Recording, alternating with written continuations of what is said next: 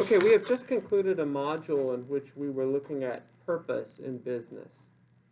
And we looked at collective purpose in business and at individual purpose. And in response to the question, what is the purpose of business when you think of business as an enterprise as a whole, and not in terms of what is our individual purpose as business persons, two major responses have been given, and we talked about those two responses. One is the shareholder view, and the other is the stakeholder view. We explicated what those meant. The shareholder view, in brief, is just that the purpose of business is to benefit the owners, and in particular, to make money for the owners. And the stakeholder view is that the purpose of business is to benefit a variety, come on in, Deontay, to benefit a variety of different stakeholders, all of whom are deserving of benefits by virtue of their contribution to the business enterprise. We also looked to a certain extent at purposes in business from an individual perspective. What is my purpose in business? And I want to explicate that second inquiry at greater length in our second module here. Okay, what is my purpose as an individual person in business? Okay, and it might be useful here for us just to take a quick minute and to do a quick exercise. So if you would just write down 2 to 3 reasons, this won't take more than about 3 minutes, maybe 4, 2 to 3 reasons why you personally want to go into business. Okay, what is your motivation to do this? Why do you want to go into business? And then we'll reconvene momentarily. In this module, we're going to be exploring the connection between Christianity and the business enterprise. And we're going to be exploring the question whether one can be a successful Christian, as in live out one's faith in full accordance with the moral principles of Christianity, and also be a successful business person. And I hope I can convince you that it is possible to be a successful Christian in business and a successful financial business person, successful business person financially. Okay, capitalism is not Christian. However, Christians, I think, can operate within a capitalist system in a manner that is consistent with their Christianity. Why is capitalism not Christian? Well, it is an enterprise, a system that pits our interests against each other.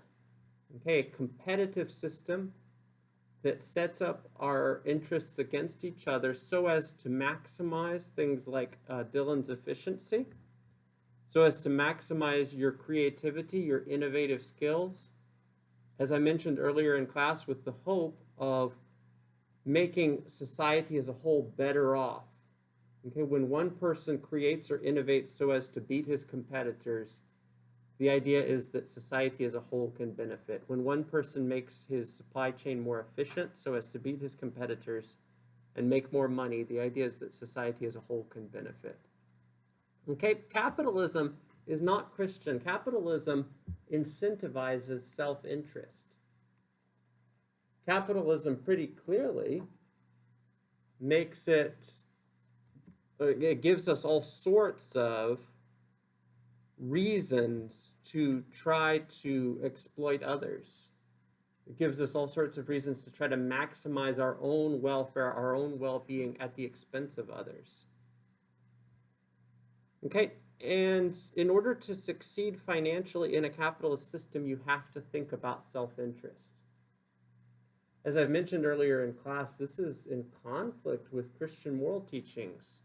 Christian moral teachings throughout the New Testament and in the theological tradition tell us about the importance of looking after the interests of others, of being generous, of being kind, of embodying virtues of love, and of mercy, and of other kinds of qualities that are hard to find sometimes in a capitalist system.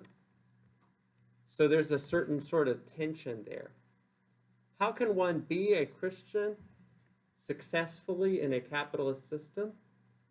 Well, the key is to look after your own interests, that is, the financial well-being of your own enterprise, and simultaneously to look after the interests of your customers, to look after the interests of your suppliers, to look after your own interests and the interests of others simultaneously.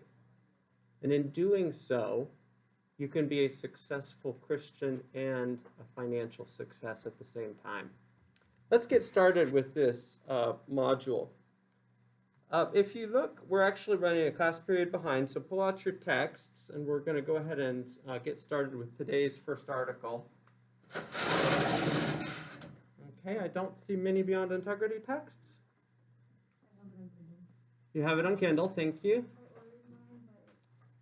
You have ordered yours, but it is not here. Others?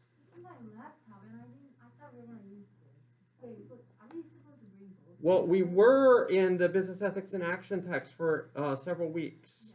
Yes, and now we've moved to the Beyond Integrity text. We're going to be here for several weeks. Okay, well, I have that. Then we will go back. We are not doing them simultaneously. We're going to be here for several weeks, and then we're going to go back to the Business Ethics in Action text. Okay, I didn't want you to have to carry all of that around in your backpack. Okay, everybody, please bring your text. It's a lot harder for us to have a good conversation and to, connect in the classroom around the material when people haven't read the text or don't have their text in front of them. Okay, and if this does continue, I may try to find some form of reading accountability. Reading accountability is pretty hard to keep because half our population is online right now, and it's hard for me to do the pop quizzes that I usually do in class, but if you guys force me, I may have to. Anyway, let's move on, and let's go ahead and look at this. Let's look at this Aidney article on page 47. This is where we're starting out.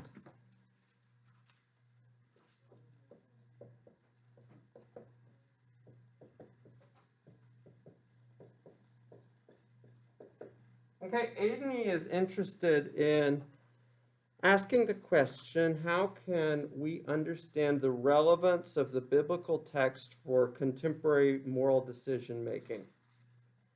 And he's not just interested in moral decision making in business, he's interested in moral decision making in general, although certainly he does think about business cases and has business in mind. And immediately, when we ask ourselves the question, what is the relevance of the biblical text for our own moral decision making today, we encounter some problems. Okay, and perhaps the largest of these problems is the simple cultural foreignness of the biblical text. If you look on page 48 in the first column, towards the bottom, Aidney writes, there's an overlap between the cultures of the Bible and the cultures of its readers in every age. If there weren't, the task of reading such a foreign text would be impossible. But there are also pervasive differences. If we do not understand these differences, the ethical teaching of the Bible remains incomprehensible. And then on the next, in the next column, on the same page, the problem comes when the Bible's questions and its answers seem totally foreign and incomprehensible to us. Whatever their doctrine of Scripture, most Christians simply ignore the parts that seem irrelevant. Okay, let me just give you an illustration of how the Bible is culturally foreign to us. Most of us these days, at least in modern America, live our lives in cities. And yet, the people who were the recipients of the parables of Jesus of Nazareth were agrarian people. And the parables are very agrarian. And I'm sure there are all sorts of assumptions that inform the parables of Jesus of Nazareth that would have been immediately evident to the recipients of those parables, the original recipients, that are not evident to me because I'm a city dweller and I don't know all sorts of things about farming. Okay, and that's culturally foreign. That makes the moral teachings of those parables difficult sometimes to penetrate. It makes them culturally foreign to me. Okay, and you're not going to find specific guidance in the biblical text. You won't find guidance about whether it is ethically upright to sell a package of mortgage-backed securities that have been rated AAA by Fitch's or Standard & Poor's or Moody's, but that might contain certain bonds that aren't necessarily justifiably AAA. You don't find that kind of guidance in the biblical text. Okay, instead, what you do find are general purpose themes. Okay, and I'm going to expand on this from the Aidney article momentarily, but what you do find in the biblical text are overarching moral themes, a kind of a 30,000 foot perspective, if you will. If you're flying in a plane and you look out the window, it's really hard, in fact, it's impossible from 30,000 feet to pick out individual houses. But you can see general themes and contours in the landscape pretty easily. You can see when you're over forest or desert or a lake or mountains. And similarly, the biblical text has certain general moral themes throughout it. And it is by absorbing those moral themes, I would argue, that we can come to see the relevance of the biblical text for our own moral decision-making today.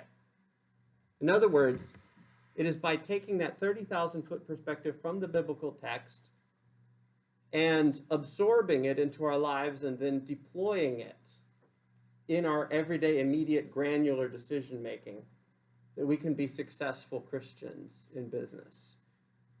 Okay, and Aidney writes as much on page 51 in the first column. Aidney says here, the primary way we learn goodness from the Bible is by making the story of the Bible the interpretive framework through which we view all of life.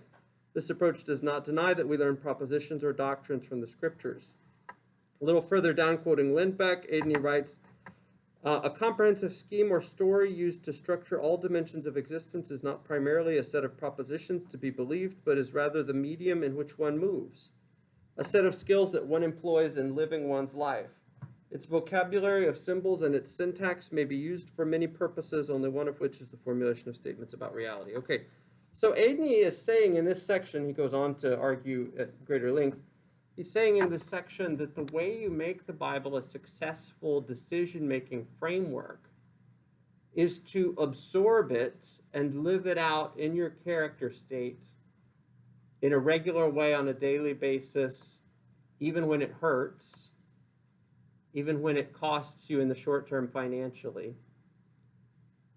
Although actually I believe personally that living out biblical principles almost always in business over the long term leads to greater financial success. But I agree, not in the short term it often does not. And in fact, in the short term it's precisely the opposite much of the time. Okay, still, if you make it a regular habit to think in terms of biblical moral themes in your moral decision-making in business, then you will know in difficult times and in difficult circumstances precisely what the course of action should be that you should do in order to act in a way that is consistent with Christian moral teachings. Okay, it is not the sort of thing, ethics is not the sort of thing that you can just turn on or off. It is not the sort of thing that you can do without having practiced at it. Okay, just like you cannot take up an instrument and play music, beautiful music, having had no practice at it, or suddenly learn how to ride a bicycle with no stumbling starts or stops or long hours of practice. So also in the field of morality, it is the same. You do not wake up and become a person of integrity at age 53 when you're facing a difficult corporate decision and you are not sure what to do. Rather, integrity is something that you absorb over a lifetime by virtue of a variety of different, thousands of different small decisions, each of which is honest, each of which keeps your contract, keeps your word, and does as promised. Okay, when we look at the biblical text, what are the themes that emerge? Well, one theme that immediately emerges as one of the central financial concerns of the biblical text is concern for poor people.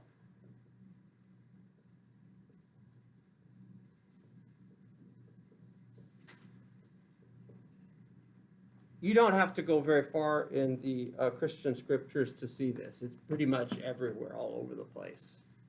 Let me just read you a real quick set of verses here. This is from Proverbs in the Old Testament. Do not exploit the poor because they are poor. Do not crush the needy in court. Here's another Old Testament section. Do not show favoritism to the wealthy in lawsuits. Here's another one. Do not deny justice to poor people in their lawsuits.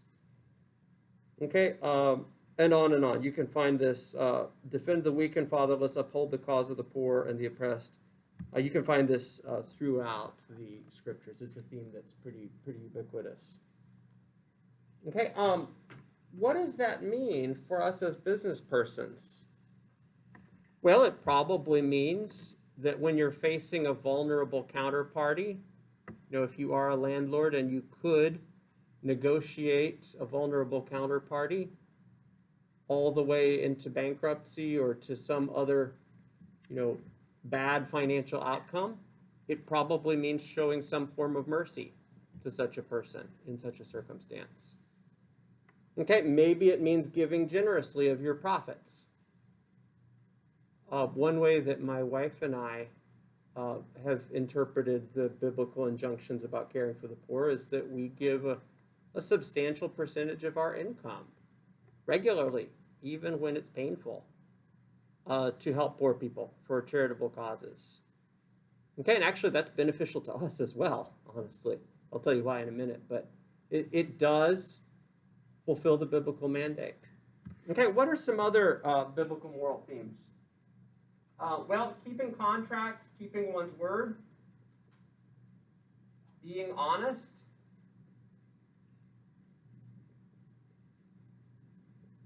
these are themes that are present throughout the scriptures.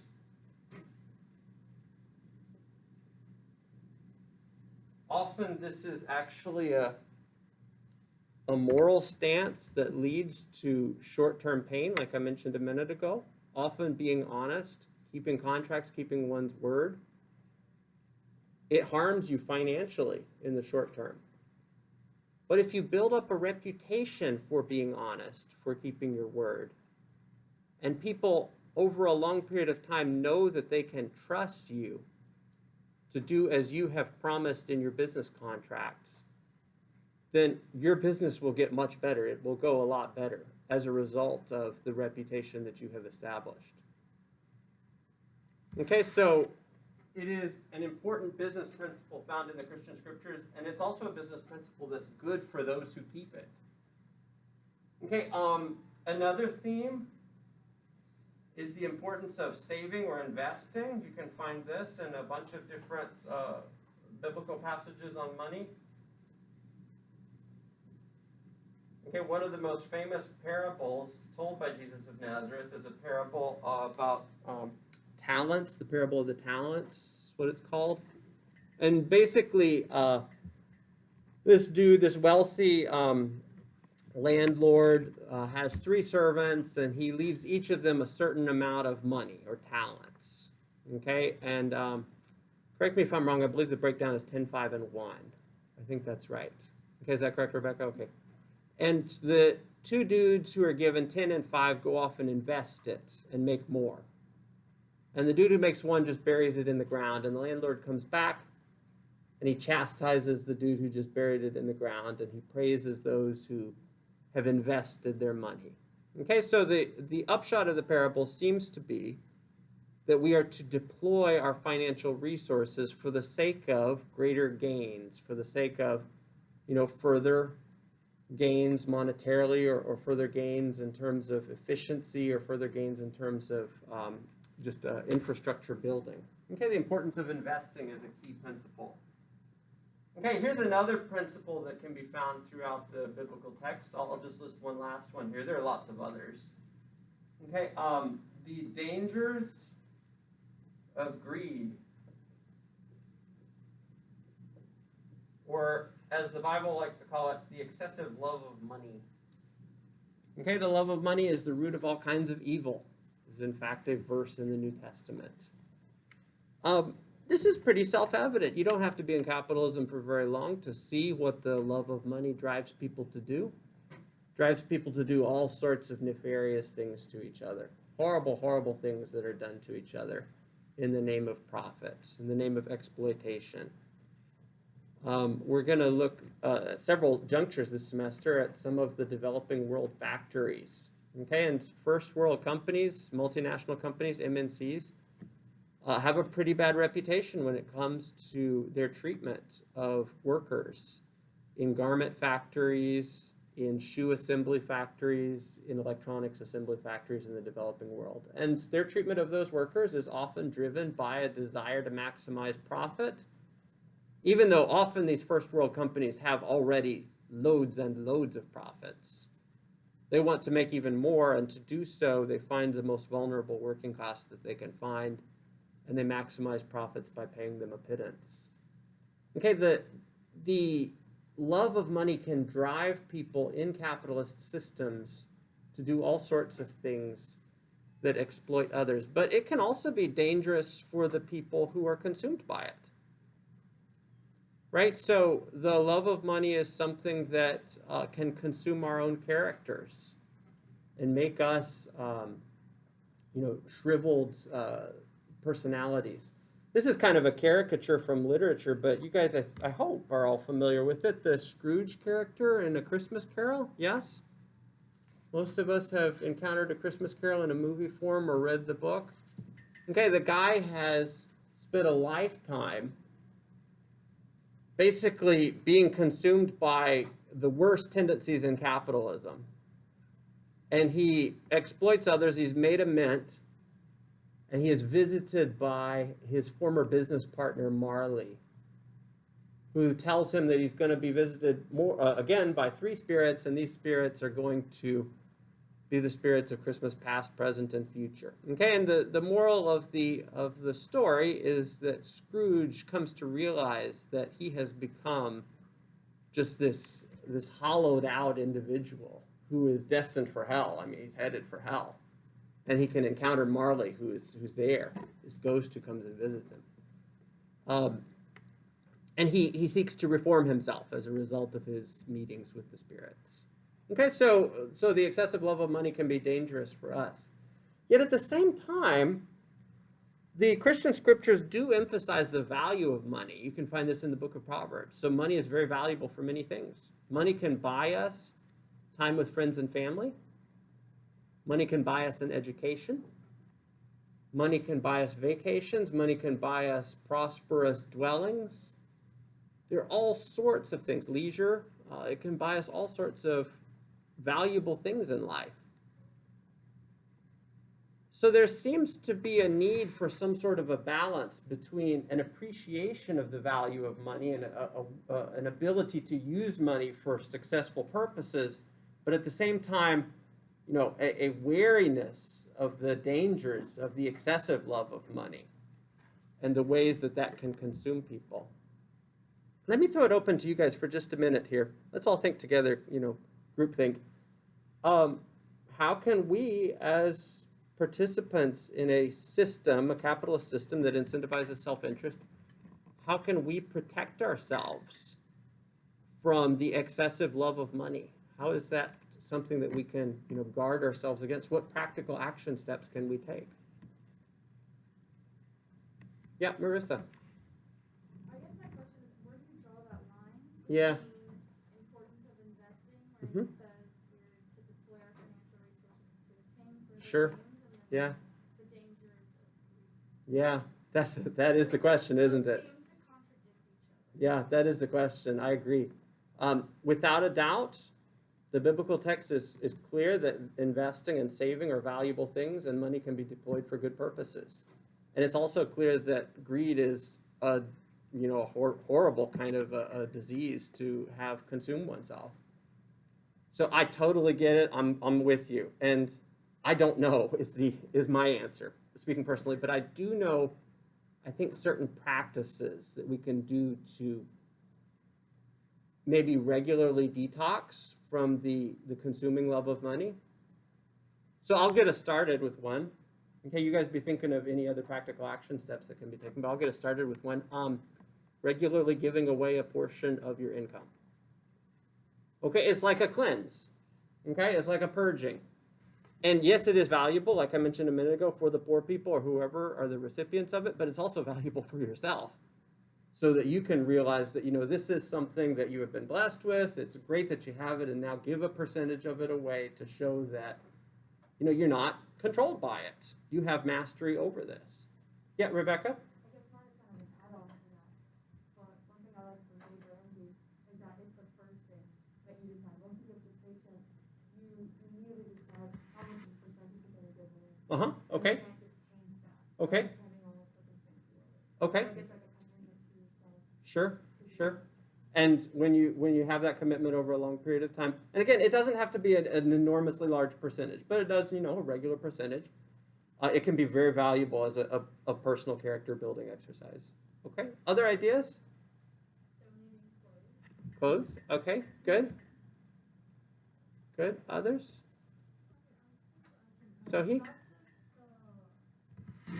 just percentage of giving away. Mm-hmm. Well, like personally, I also like to do a portion, like I love percentage. I love doing the ratios and stuff because when you get rich, I don't know, you might want to spend more. I don't know, but I like to save. Like let's say, I mean, it varies, but right now, like save 50% of my income for education. Mm-hmm. Right. So, I mean, I think when you and then do like 10% for myself, and I also do 10% for like Christmas and the other 10% for tithing or something like that. Okay, sure. So like once I have that, Like a regular budget or something like that is a way for you to yeah, keep and your I think the finances percentage- under control. Yes, but the percentage is like so good for me, I think, because when I used to do it with a fixed amount and your salary change and stuff like that. Sure. Then you might get like 10, 50. Oh my God, I want to use all of this for me to do whatever. Right, right. Sure. Good. Okay, great. Thank you. Any others? Good. Okay.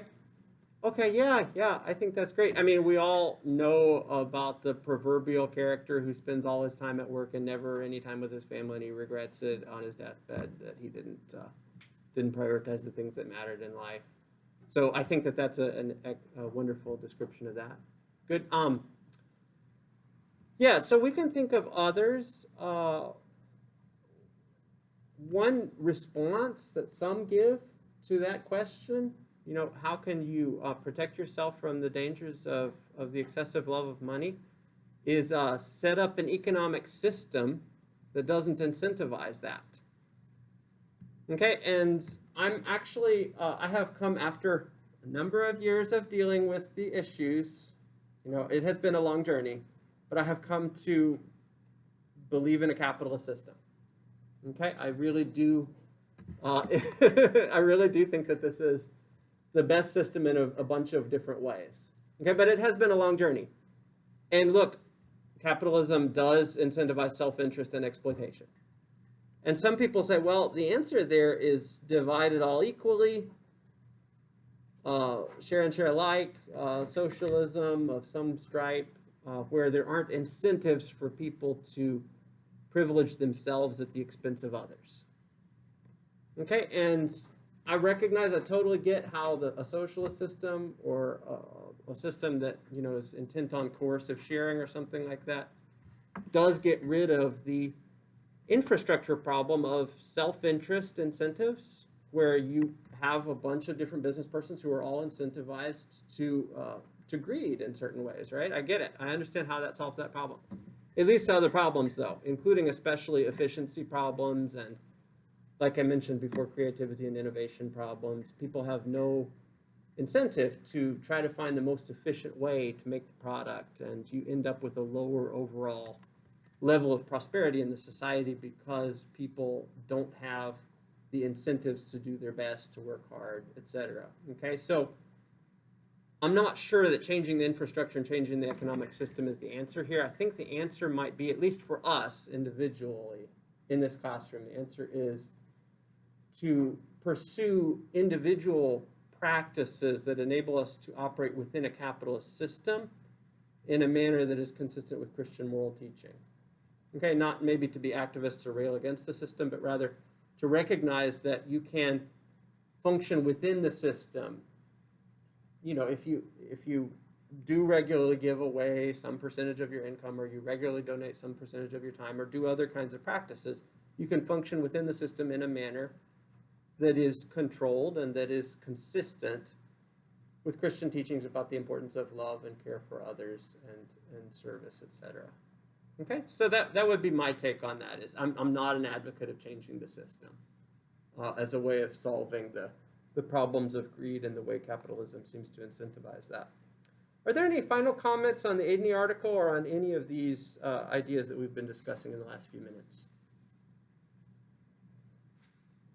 Let's turn to the Schmeltekopf article on page 65. This article offers us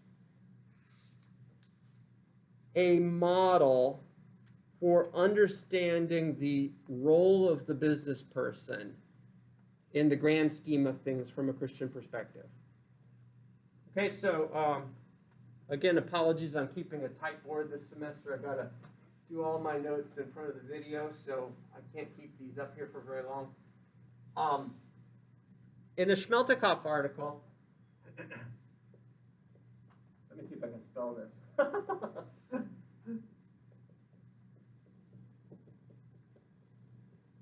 Yes? Let's see. Ooh, 10 points for Gryffindor, I got it. Okay, in the Schmeltekopf article, Schmeltekopf talks about the stance of business in the community and what ought to be the proper role of business persons. If you look on page 66, first column, I'm going to read this. When asked recently if business maintained a reasonable balance between profits and the common good, 85% of the American public answered no. Pretty high number. A little further down, in addition, a survey conducted by the Gallup organization, this is a few years ago, but I think the numbers here have gotten worse, in 1988 revealed that of the 10 major institutions in American life, business ranked last in public confidence and trust. Okay, this cynicism regarding the institution of business is not only bad for business, but it is also harmful to our wider culture because it encourages the view that no human institutions can be trusted, which is certainly a common view these days. Real quickly, if a couple of you could just maybe help us all out, why do you think business has this bad reputation?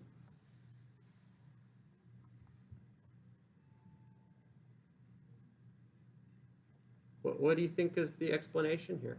What's the background? Okay, all right. Maybe media stories often highlight just the corruption and not necessarily all the good that business does, right? When your company is donating hours to the local homeless shelter or something like that, or helping make sandwiches or building much needed inner city housing for people who otherwise wouldn't have anything, that doesn't get highlighted in the newspaper or on the TV spot. It's only when a corruption occurs, some sort of scandal. So maybe that skews things to some extent. There's also, I think, legitimacy maybe to some of these critiques.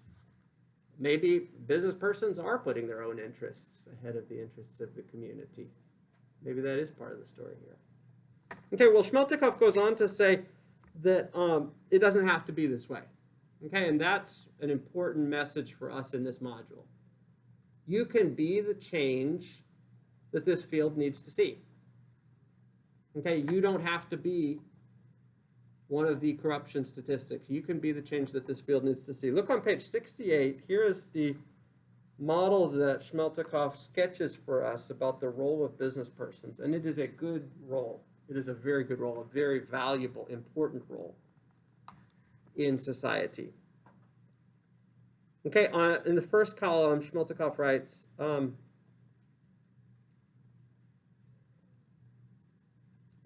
if we believe this story, we can see within it an implicit theological or metaphysical foundation for a rich understanding of the meaning and purpose of business. What are these underlying and grounding convictions? First, since God is the creator, the earth is the Lord's, and he has commissioned us to take care of his world and of those who dwell therein. Second, since we are called to be stewards of all that God has entrusted to us, we must use the just institutions established within society to facilitate that stewardship. Third, all worldly goods are a gift of God, and thus we must be good stewards of our economic resources. Okay, et cetera, et cetera. Look on the second column there. As a specific institution, the economy, as understood in the Judeo-Christian tradition, has as its guiding and foundational starting point the grounding convictions I have noted, that God is the creator of heaven and earth, that this world is his, not ours, that what we possess, including our wealth, is a gift from God, that we are charged by God to be good stewards of all that has been given and entrusted to us, that our labor and talents are to be offered in service to others, not merely in service to ourselves, etc. Okay, what Schmeltekopf is sketching here is the following kind of a model. Okay, God makes the world, and he also makes us as participants in the world. And he's made us fiduciaries who are responsible for tending the world, or for taking care of it. Okay, and it is our job to take the raw resources of the world, and the business person moves these resources to constructive uses. Okay, so maybe that takes the form of hammering out the raw, unfinished stump of a tree into a chair or a couch. Maybe that takes the form of manufacturing electronics using certain metals found in nature, okay, which can be made into a mechanism or a process by means of which people communicate with each other in ways that could never have been imagined just a few generations ago. Okay, so the world is given to us by God in an unfinished state, in a raw state. And when humans, the business persons, act upon the world, the result is finished products. And those finished products are of incredible value in improving the lives of people. Okay, and that's just the basic model, is we are fiduciaries who have been tasked with taking care of the world. Now, some may interpret that fiduciary responsibility as a license to exploit the world, to destroy natural resources.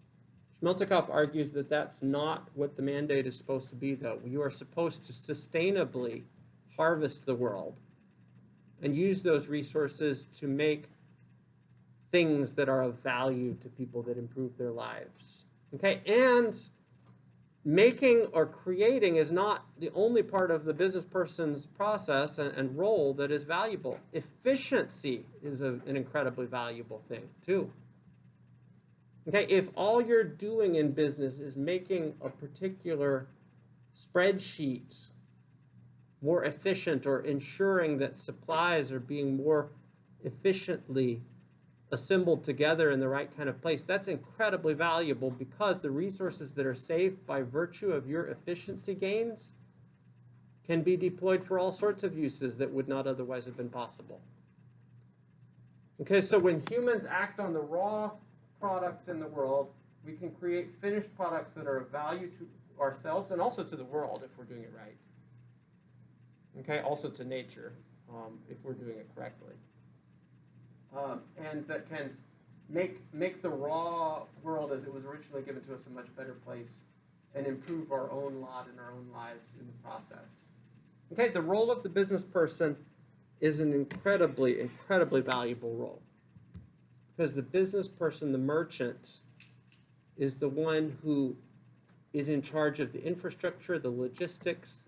He's the one who is the mover who moves things from the raw state to the finished state, to the usable state. And that's an incredible service to humanity. Okay, let me stop and ask if there are questions or comments about the Schmeltekopf article so far, or any reflections on any of these things. one of my goals in this module is to inspire you guys that what you're doing as business persons is really important. It's not just about making money at the expense of others or finding vulnerable people. If you're in the right kind of a profession, what you're doing is actually of great value to the community. And you can take pride in your work and know that what you do is really, really valuable. And not just see your work, as a functional way to pay the bills or to move from one day to the next, but rather to see your work as a vocation that you can do in order to contribute and to be of worth. And that's an important thing for us to have as a sensibility in our work lives. And that's one thing that I think that is pretty clear from the biblical fiduciary mandate. Okay, and it's something that that I think that we can embrace as business persons. One just quick buzzword that's often used for this model, the fiduciary model, is stewardship.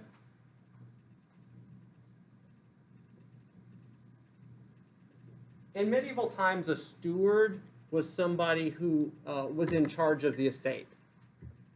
Okay, maybe the nobleman or the landlord left for a period of time and put it in charge of the steward.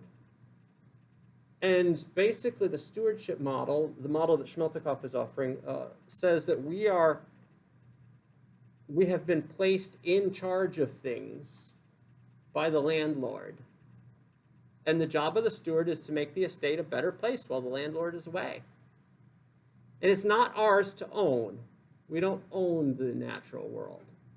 But it is ours to use and to deploy for valuable purposes, as stewards do, and as they did in medieval times. Okay, so that's the model that, or the name for the model that is often used here.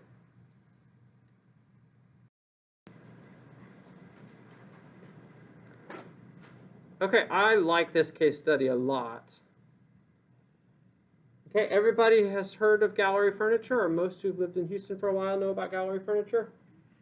Okay, Gallery Furniture is a locally owned, privately owned business owned by this dude, Mattress Mac. Okay, his advertising is everywhere. Some of it's pretty obnoxious, honestly. But he's a fun, lovable guy. Many years ago, his dream was to build the world's greatest furniture store. He began with $5,000 and operated under tents on the side of the freeway. His long-standing motto for himself and for his company is grateful for everything, entitled to nothing. He now runs a multi-million-dollar company with 400 American employees. All his furniture is American-made. Okay, he's known as Houston's philanthropist, believes in capitalism with a cause. He says in his motivational speeches, why work so hard if you can't do something positive with what you earn? He's a big Astros fan.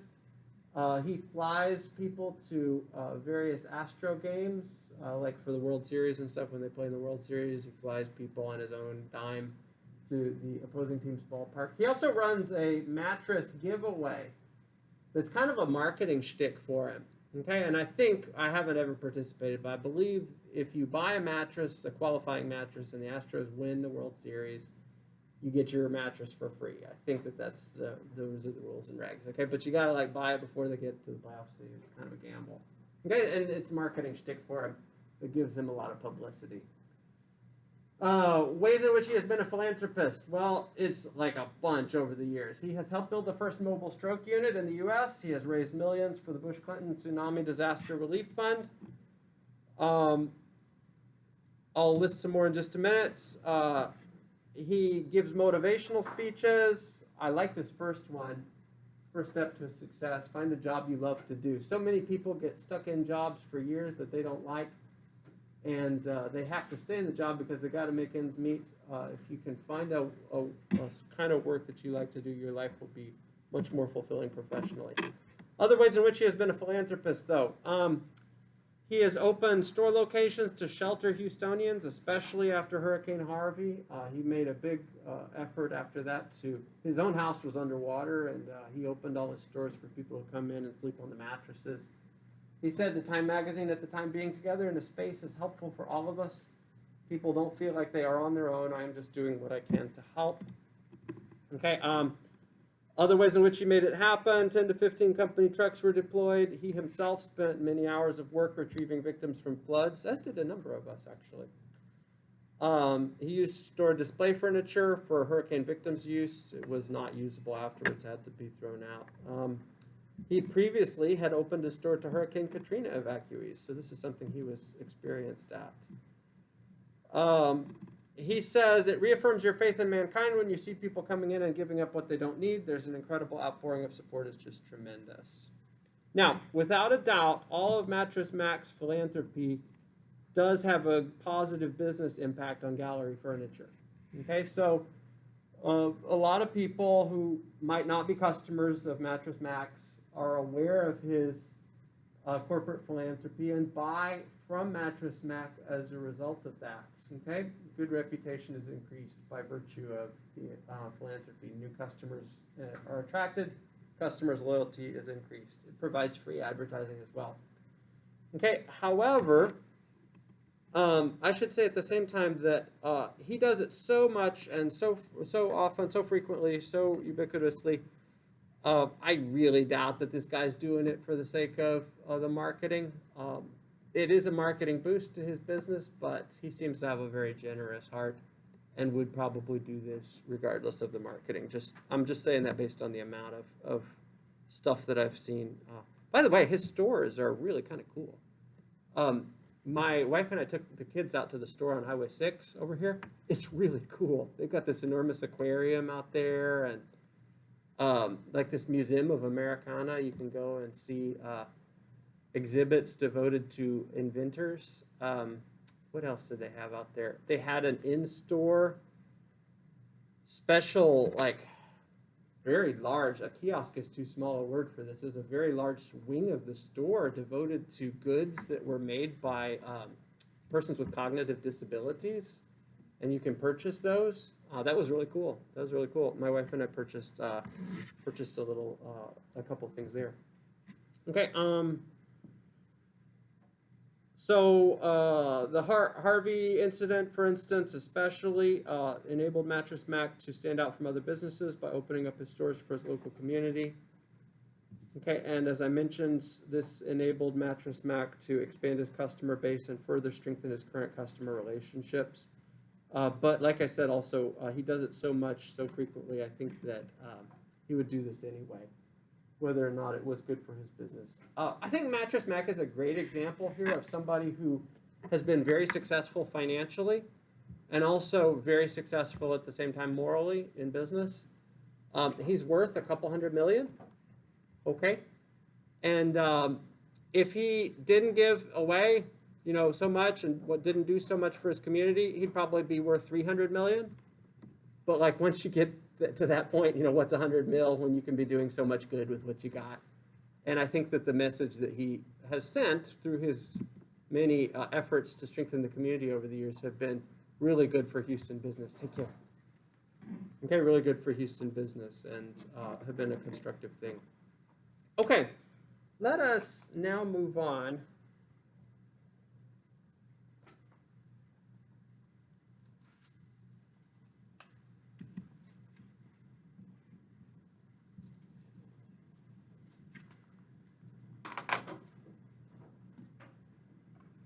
Okay, and if you'll, we're maybe going to catch up a little bit today. If you look on page 103 in the Beyond Integrity text, this is a short article by Willard, and it's an article attempting to discern what the purpose or what the business person should conceive of as his or her purpose. Okay.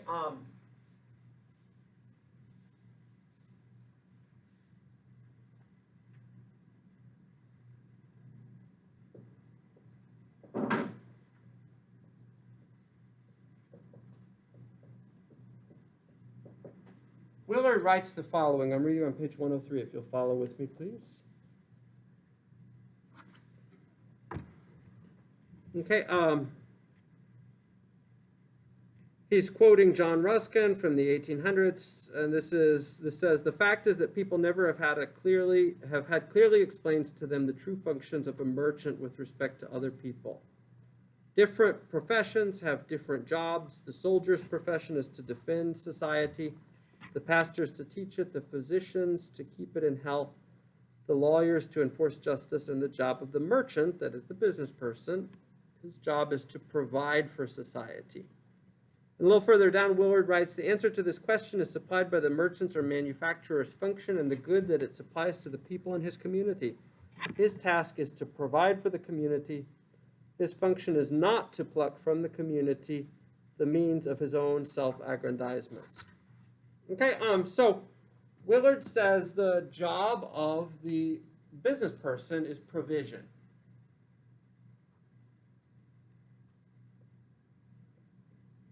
Provision. Okay, now provision is an other-centered word.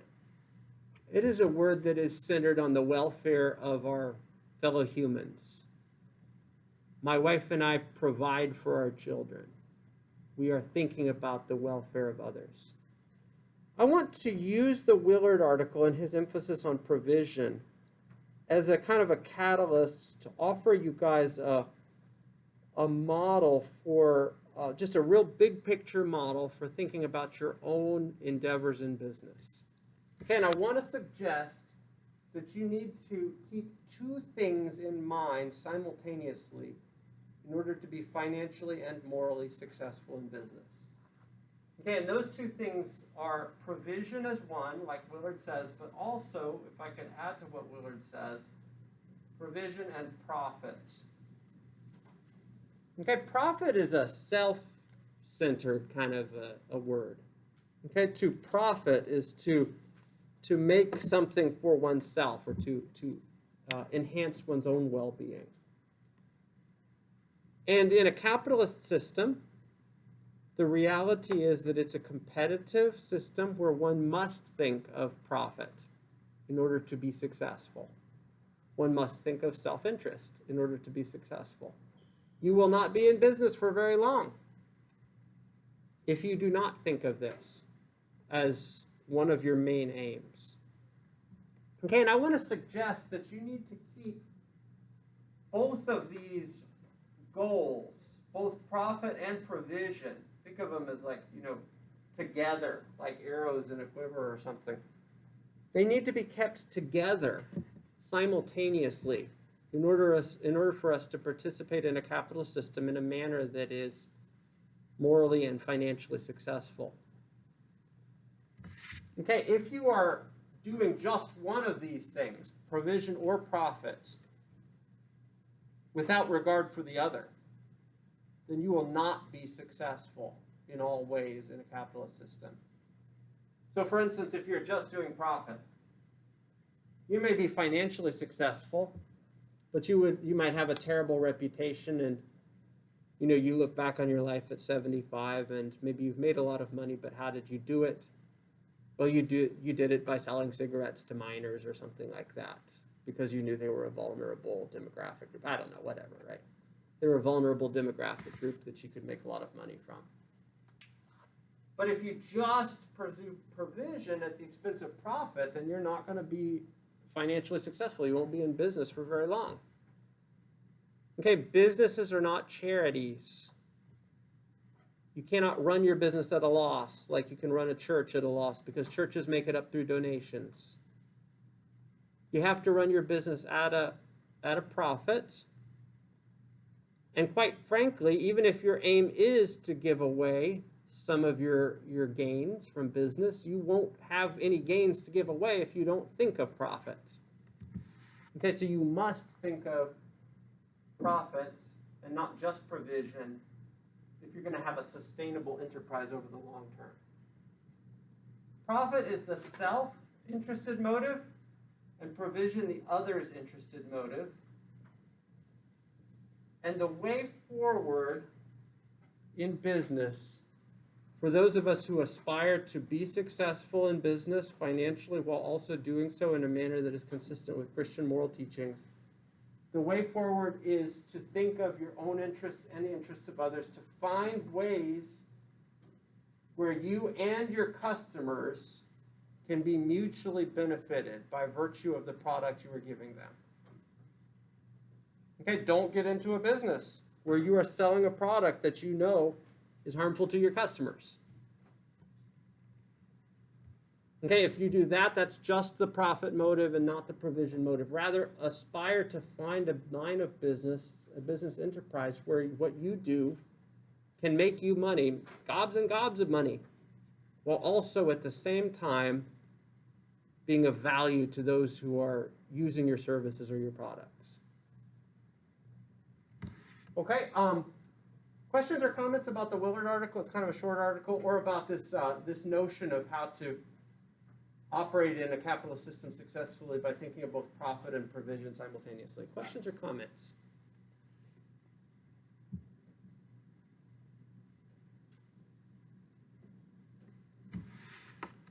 Okay, I'm going to leave you guys with one last case study. You know, this case study is going to take too long. So that's it. Okay? I'm going to call it a day. Yes, Sohi.